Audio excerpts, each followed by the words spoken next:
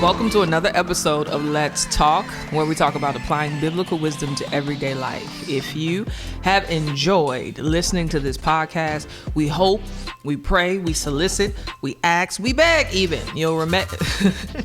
We hope you'll recommend it to others and share your favorite episodes with a friend. My name is Jackie Hill Perry, and I am here with Kruger, Melissa, and Holmes, Jasmine. And today we're going to talk about conflict. That got whispered like prayer got whispered. I know. It should have been yelled. Conflict. Because I don't like conflict. Oh, well, too bad, Jackie, because the beginning of this episode we're conflicting now. Is going to be about our conflicts. Okay. I'm out of this. You are out of this because you always believed and trusted in me, Melissa, and I appreciate that from you. And you're so sweet. I can't even see you being in a conflict. Come to my house. You see some doors slammed. I'll throw in some pillows. I can't imagine that. Oh goodness, yes. Jackie and I are still beefing from. Do you know how many messages I got last season from? I got like at least 10 messages last season from people who were like, the end of the season where Jackie said that you make your pasta sauce from a can. You sounded so mad. And I was like, because I was. No, she was offended. I was deeply offended. So tonight I'm cooking dinner. She can cook, ladies and gentlemen. But conflict. I have a fun story about conflict. Okay. I did not know that I had an anger issue until I got married.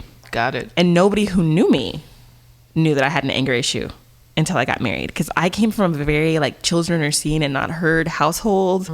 So the most that I ever did when I was angry was like I threw a dish towel one time when I was mad, and it was like World War III up in that joint. My mom was like, "Oh no!"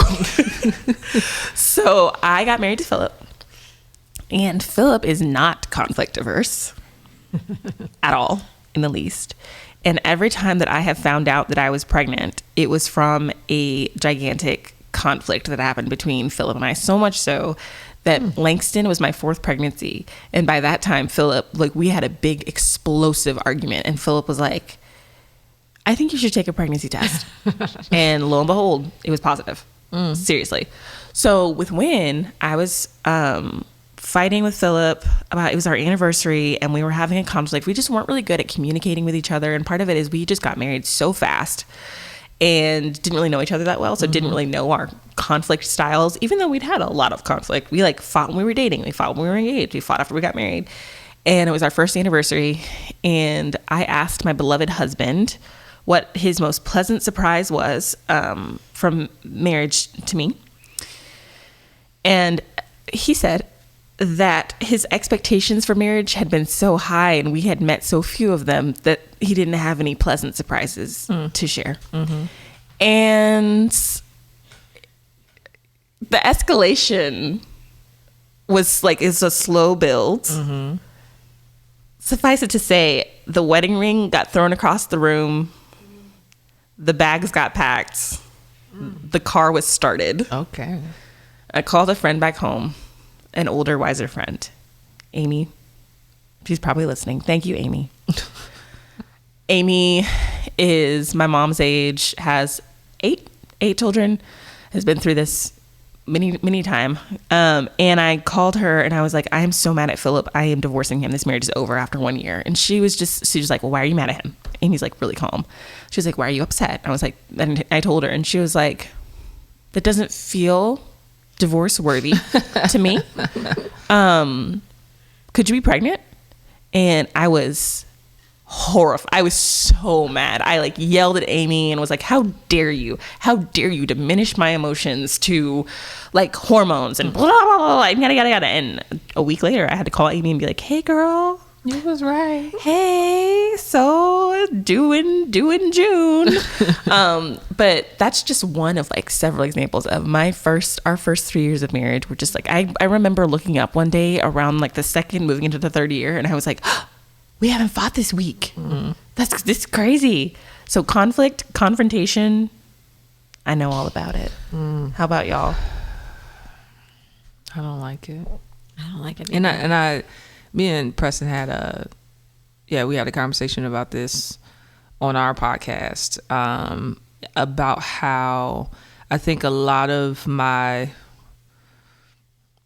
issues with conflict is part personality and part just how I saw or observed it in my house. And so my mother is not a conflict person. She's not afraid of it. She just usually has, I think, wrong ways to handle it. So for example, if there's an issue that arose with her and a friend, instead of having a conversation, she cuts you off.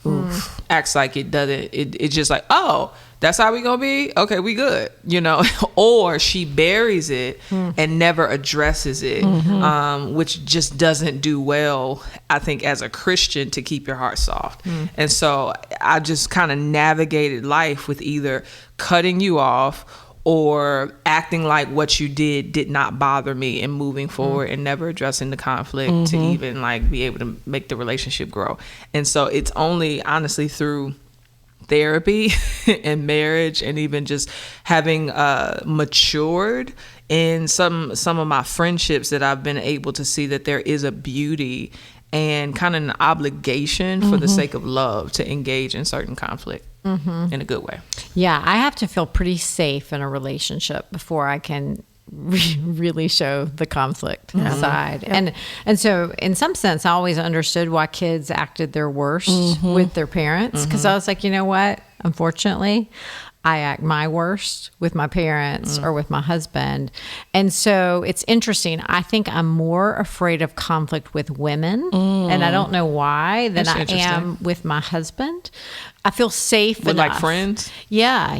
I have a harder time. I would dread coming to you all and saying, hey, when you said that, it really hurt me. Now, to be fair, most things don't hurt me that much. I do tend to assume the best from people. It's not like I'm walking around with all this hurt. Yeah. Right. But there are some things that do get in, and I have a really hard time. I have a hard time dealing with conflict when it's because of some way I feel. I will go into conflict when I think it's better for that person. Okay. So like if I saw you doing something, you know, maybe with your kids or whatever, I'd be willing to say, hey, Jasmine, that's not going to go well. You know, you told Langston 3 times, don't do this. And then you gave him a treat to get him to stop screaming. I'd be willing to say that might bring some conflict, but I'd be willing to do it because I care about someone as a friend. I have a really hard time when it's about how I feel about things. That feels more personal to me. The vulnerability part. But with Mike, I'll do that. Yeah. Unfortunately, he gets it in ways that I have not always done well. I feel like the first 10 years of our marriage, we had a lot of conflict, and I was really uncomfortable with that. I thought if we were a good Christian marriage, we shouldn't have conflict. And where did you get that idea? You know, I think I got it because my parents really didn't have a lot of conflict. And I don't even think they were stuffing it. You know how some people are like, they're just stuffing it and it's going to come out. I mean, they've been married 50 years, so they've either been stuffing for a really long time. They just got along. So I thought, we should just get along. Why is this? And so I don't think I realized how much the Lord was doing in my own heart in the conflict. I just wanted to blame him about some things. And so it's also been good. I want to give hope to people who are dealing with conflict on a regular basis in their marriage. It's been so different the second half of our marriage. Yeah. Like we laugh now. We're like, oh yeah, you remember that would have been about a 5-hour fight. We can just now let things go so much easier, apologize so much more quickly. Like we still have conflict, but we resolve it so much faster. And I just thank the Lord for that. Yeah. And it's also just to say different kinds of couples are different ways. I know that for somebody listening who is like going into marriage, I know a lot of people will say, well, how come when you talk about marriage, you always talk about how hard it is? Like sometimes your first year isn't hellacious and sometimes you do get along and sometimes you don't fight all the time. And it's like, that's great. That's not my story. If you want to hear that story, you got to go talk to somebody else because my story is that it was hard for me. Yeah. But that's not to at all invalidate the fact that it's not always the same level of difficulty for other people or the same type of difficulty for other people as it was for us. Because we're hitting 6 years. October 4th is our anniversary, and we have like the first 3 years were oof, and the second 3 years have just been really amazing. And part of that is learning how to deal with conflict. Well, I mean, you guys saw us yesterday. Me and Philip were having a disagreement. We're just having it in front of everybody, and like nobody was mad. Nobody was. It was just like, we're just gonna talk. But we've learned how to do that through practice and through feeling safe and through believing the best. All of which I think are really important. I think one difficult context for a conflict is friendships. Because in friendships, they aren't as intimate as a marriage relationship would be, but they're still as needy or needed. Absolutely. You know, I need my friends. You know, I just can't just have a husband. And so I think with those, sometimes it can feel less safe. And for me, and like I can be more afraid to be vulnerable with them just because they're not pressed in, you know. But I think I've kind of grown. I don't know. I guess it's therapy. I've just grown to see that because I need them, I need to be willing to work through difficult situations with them to preserve what we have. And I didn't used to be that way. It used to be, okay, I can do life without you. But now I see, no, I don't want to do life without you. And so I think this friendship is worth it. And so let's address it. Because you ever have those times with a friend where nothing really happened per se? It was just a lot of little things that just kind of has made it awkward and weird. And you just kind of, somebody has to have a conversation like, what's happening with us? You know, because we're just, I don't think we're like getting each other. Does that make sense? No, I'm going to name a situation because she wouldn't mind. My best friend, CJ, was so funny. We were living in Minneapolis, and Minneapolis, according to CJ, so if you get mad at CJ, I'll give her your email. I'll give y'all her email. But she is like, Minnesota's like passive aggressive. Minnesota nice. I heard that. That's the thing. And so I had done something to upset CJ, and she got really passive aggressive. And then my immature self, instead of being like, I'm noticing some aggression, I got passive aggressive. This went on for a week. And CJ and I worked together. And we would like go to staff meetings together, and we always sat together, talked together. Okay, we were like going to staff meetings and sitting on the opposite side of the table. We were, you know, doing, and it all came to a head. CJ's bilingual, and we were at a parent-teacher conference with a Spanish-speaking parent, and this girl sat there while the Spanish-speaking parent talked to me for 30 minutes about her child in my English class, and she did not translate a single word. And I was just like, she said preguntas, that means question. But what's the question? And CJ just sat there, you know, smiling, nodding, like taking notes. And I was just like, she didn't help you. She didn't help me at all. And so finally I get in the car, and Phil's like, Jasmine, you haven't talked about CJ for a while. And I was like, yeah, we're not friends anymore. And he was like, what do you mean you're not friends anymore? Like, she's the best friend you've ever had. What are you talking about? I was like, she's not my friend anymore. And Phil said, why? And I said, I don't know. And he said, did you talk to her? No, I just figured she's acting weird. I don't have time for that. I just remember I was saying, I don't have time for that.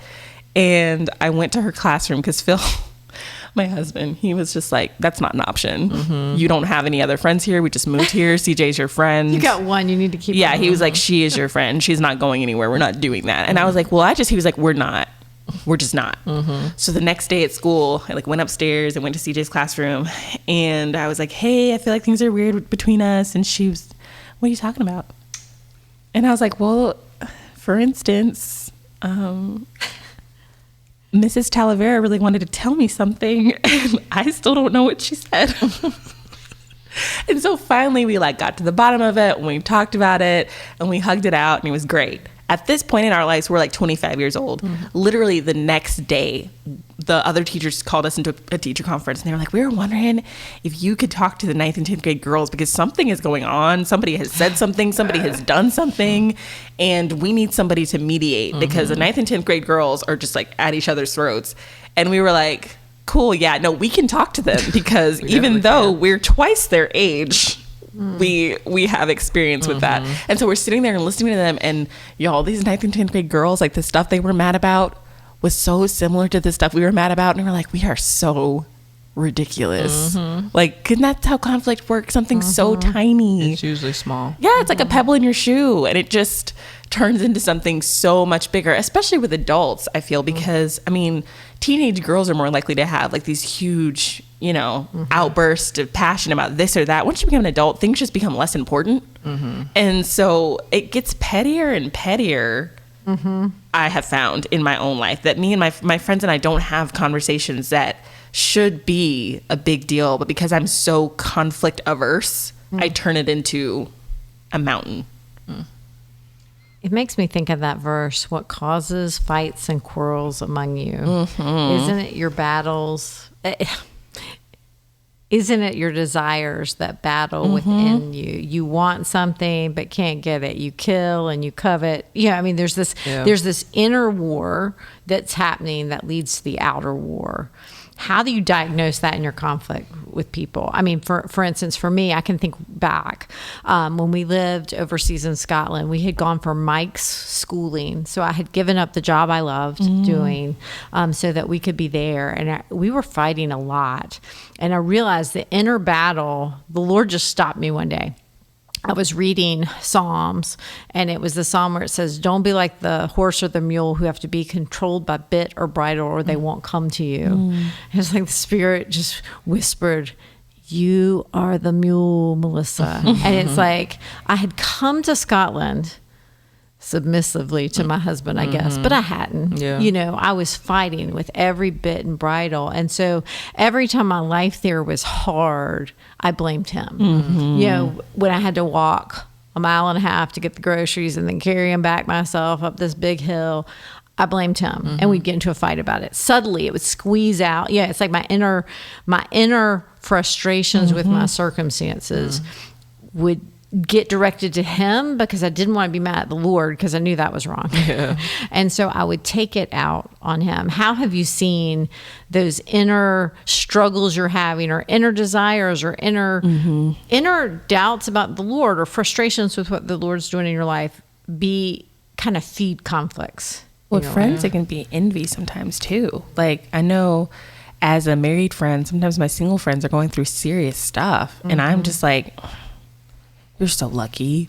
Like, you have a pandemic going on and you don't have little kids running all around, and you don't have a husband expecting something. You don't have and it really does take me putting myself in their shoes and not focusing so much. I think sometimes I just get so focused on my own stuff, and it becomes a comparison game instead of a two-way relationship where I really am wanting the best for my sister and believing the best of my sister.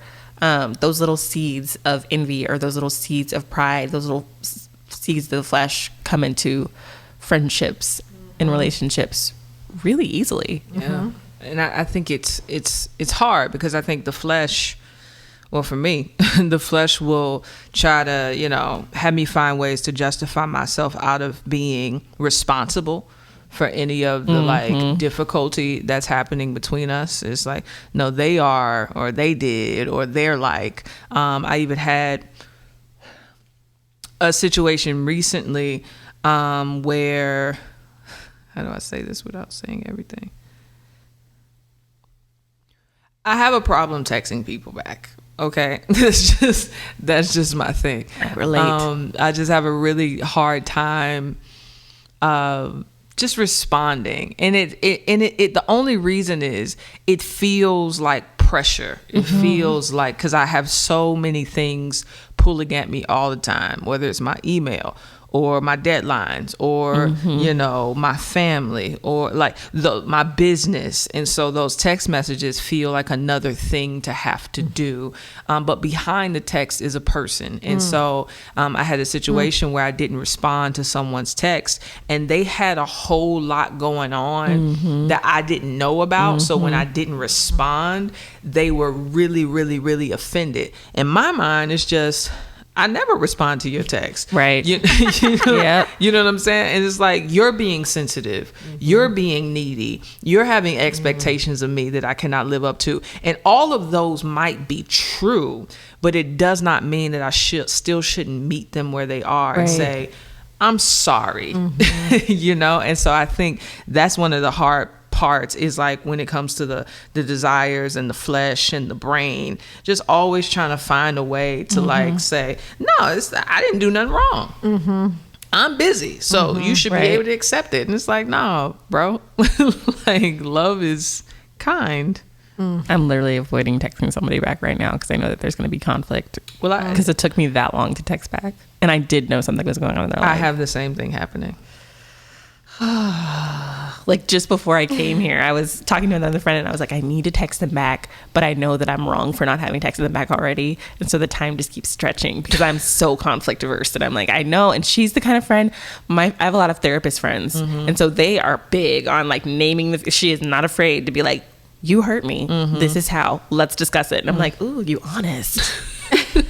I don't know. Like, I don't know. That's intimate. Which I think is a good word. The vulnerability and intimacy of conflict is not something that we think about. I have a really hard time being vulnerable. So I don't want you to know that you hurt me because then that means that I let you know that you have power and I let you know that I care about you. Yeah, then that's awkward. It's easier to say I'm mad than it is to say I'm hurt. I'm mad.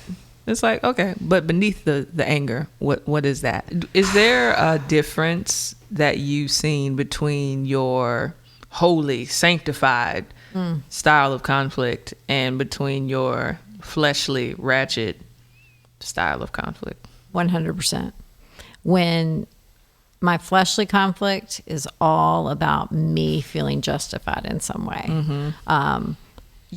Or you did wrong to me. Yeah, it's all about me, honestly. Whereas there's a right conflict that can come for standing for good things. Jesus had a lot of conflict. Oh, all the time. Yeah, when you look in scriptures, there are a lot of people mad at him.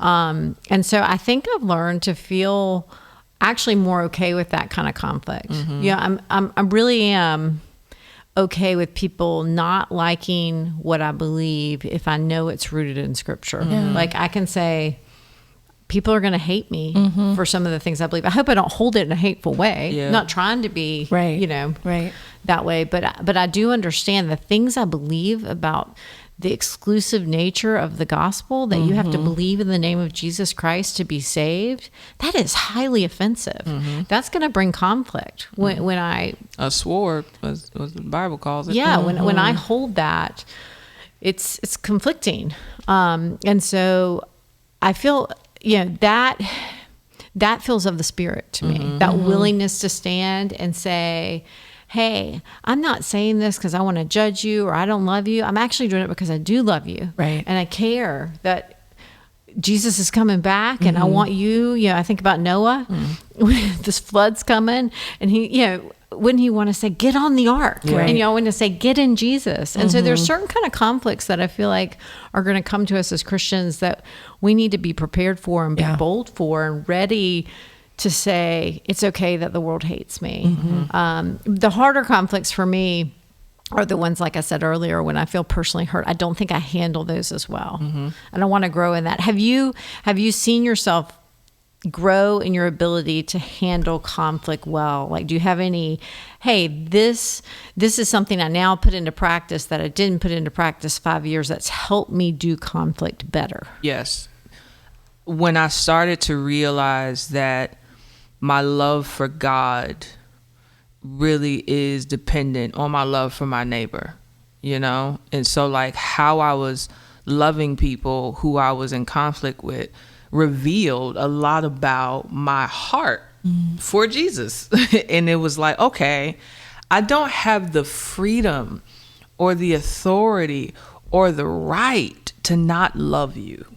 And I think when I saw that, it was like, okay, I need to find ways to handle conflict in a way that makes God smile. And so that's honestly been the motivator, because it's rare that I want to settle a situation because I feel like it. Yeah. It's usually always because I have this burden to obey Jesus.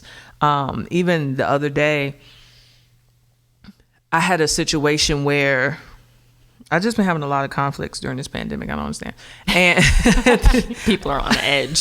This situation. We're all in the same room together. Where I needed the motivation to humble myself to resolve and reconcile something. And I was telling God, I just need your help. just really need your help. I don't know if I need a verse, I need a song, I need something. And I was on a panel discussion on Zoom, and somebody quoted the passage where it says that the love of Christ controls us. And that's all I needed. I was like, that's what it is right there. Like, I have to be controlled by the love of Christ, not my ego, not my love of safety and preservation and comfort, not my own stuff. Like, Jesus died, rose from the dead. I'm his. I need to be like him. Because, oh my goodness, he over here reconciling enemies to his Father. Yeah. So like, I got some big shoes to fill, and they have been filled. But at the same time, like, yeah, I don't know. It just, it frees you up to obey, but also to obey with joy, because you know you're being like the one that you love. Does it make sense? Absolutely. I don't know. Yeah. Therapy has helped me a lot with dealing with conflict. I realized that a lot of times my motivation for the angry outbursts that I would have in conflict was power. I wanted power. I wanted to feel like I mattered. I wanted to feel like I had control. I wanted to feel like I had agency. When you look at my life, that makes sense. I grew up pastor's kid, fishbowl, Christian home, lived at home till I got married, never lived on my own. 24, got married, moved from my father's house to my husband's house. And then because of Philip's job, we moved to Minneapolis. And because Minneapolis wasn't a great place for Philip, we moved to Mississippi, and I had a baby. And so there's like all these different points in my life where I have felt like I lacked agency and lacked power. And so every single time I got into a conflict, I realized that it was me trying to grasp at that thing that I had never experienced. And with friends, it kind of played out where, you know, I don't have power over my friends by throwing my wedding ring across the room. No, you don't. But cutting them off feels like power, and saying, you know what, you hurt me, and so now I'm just not going to talk to you anymore. And that's me taking power. Or you hurt me, so I'm not going to tell you that you hurt me, because if I tell you that I hurt you, then that's me admitting that you have power to hurt me, and I can't do that. And so going to therapy and really like uncovering that ugliness and being able to admit it to myself, and then after admitting it to myself and owning it, admitting it to God, who already knew it. Love it. The idea that you come to him and you're like, God, I be power tripping. And God's like, no, really? Yeah. Like, I know. And realizing that true like power and agency comes from resting in him. It doesn't come from these temporal, like winning an argument or one-upping or being able to have the final say, or there's just so much that I learned. But going to therapy really helped me to be able to have tools and verbiage for the things that were bothering me. And the angry outbursts have, in the last few years, have just kind of died down. I told Philip the other day, we had an argument, and I was like, our arguments aren't even fun anymore. We're just like, I disagree. Well, what I hear you saying is, well, I think that. And then we were like, hug it out. And I'm like, that was so boring. But it's good. Yeah. One place I see conflict a lot is Twitter. I don't even know what to ask. Is there a way to engage in conflict on social media, or not engage, that is God glorifying? Because it just seems like it's a super contentious place, you know? Yeah, and so many of us are on it and don't plan to leave it, though we might or should one day. I don't know, whatever the Lord's calling you to do.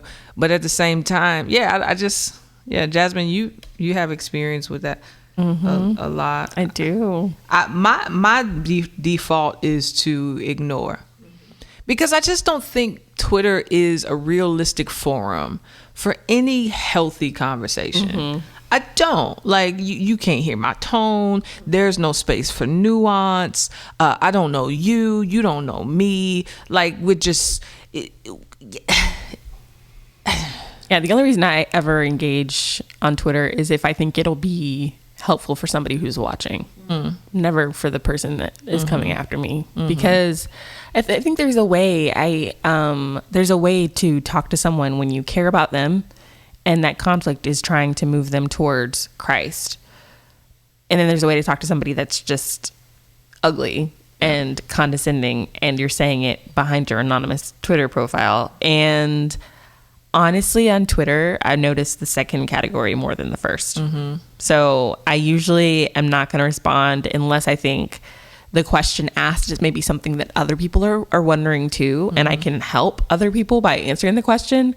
And I generally don't block people. I generally don't mute people. But I'm also generally not on Twitter that much. So I get on, and then when I can't take it anymore and I feel like I'm going to pop off and throw the proverbial ring across the room, I get off. I've been helped sometimes by the arguments on there. Sometimes when I've hearing seen them it, done well. Sometimes. I mean, and sometimes even when they're not done well, I'm like, I'm gonna have to think about that. Like, so sometimes listening to an argument does make me think a little differently about a topic, and so I've been helped by it. I don't personally I don't have the energy for it. Right. Like I always feel like, I was working in the church for so many years. There were so many real problems in front of me. I did not have the emotional energy to go have more problems on Twitter. Honestly, when you're sitting with married couples who don't want to be in their marriage anymore, to me, that's where my emotional energy was going. But I do benefit sometimes from people's discussions that they're having on there, or the interactions people are having. Some days it just feels like a cesspool of people waiting to be angry at the next thing. And I think we have to guard ourselves that conflict should not be something that is sought. In fact, this morning I was just finishing up, I'm doing Bible in a year. I was reading 2 Corinthians, and Paul has spent a lot of this book confronting them. He's about a lot of things. Right. But he says, finally, brothers, rejoice, aim for restoration, comfort one another, agree with one another, live in peace, and the God of love and peace will be with you. Greet one another with a holy kiss. All the saints greet you. And I'm like, oh, well, these are the things I want to strive for. Aim for restoration doesn't mean avoid conflict. It means go ahead and enter in, but your aim is restoration. Right. Comfort one another. Agree with one another. Live it. Try as far as it depends upon you. Try to live at peace with others. Sometimes they won't be at peace with you. You can try everything in your power to live at peace with somebody, and somebody's at war with you. And you can't really do much about that. But I do have hopes that we at the church can do this better. My husband and I actually used to have a ministry in our home. It was called Pub Night. And we specifically designed it. It was promoting an understanding of the Bible. It was designed to talk about gray areas, not sure areas, in a healthy way around a table. So rather than have a big fight about spiritual gifts on Twitter, where everybody's yelling at everybody and they're saying, you mean this means you mean this, sit around a table and have a real conversation with someone. Because when I engage with you and see, Jackie just teared up about that, maybe I hit a nerve, and maybe there's a story there I don't know from her past that I should ask her about. That's relationship. That's having these conversations in context. Because sometimes I think we don't know the nerve we're hitting with someone online. No, you don't. People have a lot of really hard things in their background. So you might be saying one thing, but the other person's hearing something because of their story. And so sometimes when I go to Twitter and see some of it, I feel like people are just missing people. And I wish people would sit around real tables with real people and have real discussions. Because when people are just behind, when all you are is your words, it doesn't feel human, And so I think the lack of awareness of our humanity that Twitter and social media brings about, just that distance, makes it easier sometimes to not be as charitable as you should be, And so I think we just have to remind that we're talking to image bearers. Like all of us, the people I don't like, the people I do like, the people who have political views that are different, the people who have theological views that are different, all of it, that every single one of them are made in the image of God. And I can't get beyond that. And I also think that until we learn how to do conflict well in the day-to-day, we have no business fighting with people on Twitter. That's true. Because the clear priority of Scripture is people in your own sphere of influence, people in your household, people in the body that you attend, that you're involved in.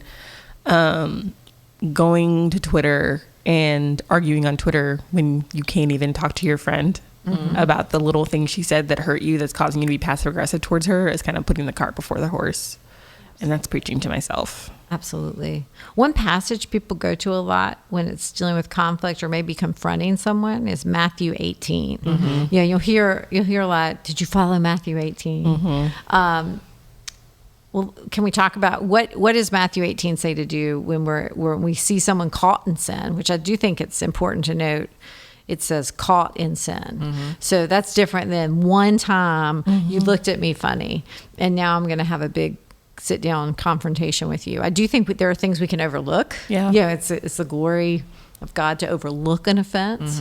But if we see someone who's caught in a pattern, like they're continually harsh, and so they were harsh to you, but they're continually harsh with other people, the Bible kind of lays out, okay, you should first go and confront them. And then it says if they won't listen to you, you should bring someone else. And then you should get the church involved. Have you all seen that done well? Has that been helpful? It's kind of a different kind of conflict because you're dealing with the person's sin. It's not just interpersonal conflict. Right. It's kind of like, this is a bigger issue and I'm trying to help you see it's not just affecting me, it's affecting who you are and who the Lord made you. I've seen it done well. I've seen it done badly, and I've seen it done well. I've never been involved in it before. I did want to add just another passage that I think is really helpful to just meditate on and remember, and how to do conflict well, because conflict isn't bad. It just can be done bad. But Colossians 3, starting at verse 12, says, "Put on then, as God's chosen ones, holy and beloved, compassionate hearts, kindness, humility, meekness, and patience, bearing with one another, and if one has a complaint against another, forgiving each other, as the Lord has forgiven you, so you also must forgive. And above all these, put on love, which binds everything together in perfect harmony." And so it's hard, but it's possible because we're God's chosen ones. We are holy. We are beloved. And so we do have the power to put on compassion and to put on kindness and to put on meekness. And imagine how different our relationships would be if we practice this more often. And God is not through with his church. And so as we progress and are sanctified, we will practice it more and more. And so we got hope. That's good. Amen. Thanks. Good job closing. God is great. All right, enough of that. She closed it. All right, guys. So after talking about conflict, let's talk to the games that lead to conflict in our homes. What is your favorite board game or card game?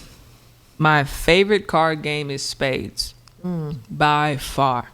And the way I avoid conflict is by not having people as my partner that don't know how to play. Because if you don't know how to play, that's when it becomes difficult. Yes. That's when I get a little mad, and all of my sarcasm comes out when we're playing cards. It's just nothing is off limits. I'm gonna be holy, you understand? But I'm gonna press some buttons. Yep. For the sake of winning. I just learned how to play spades when I was love spades. 24, 23. Oh, spades is that's my game.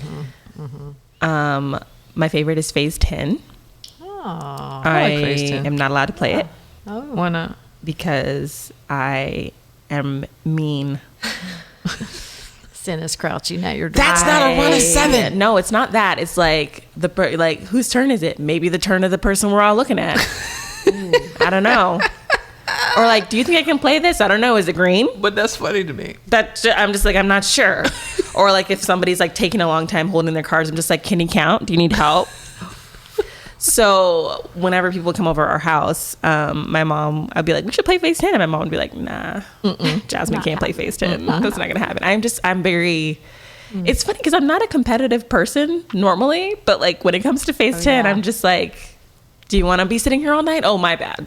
Yeah.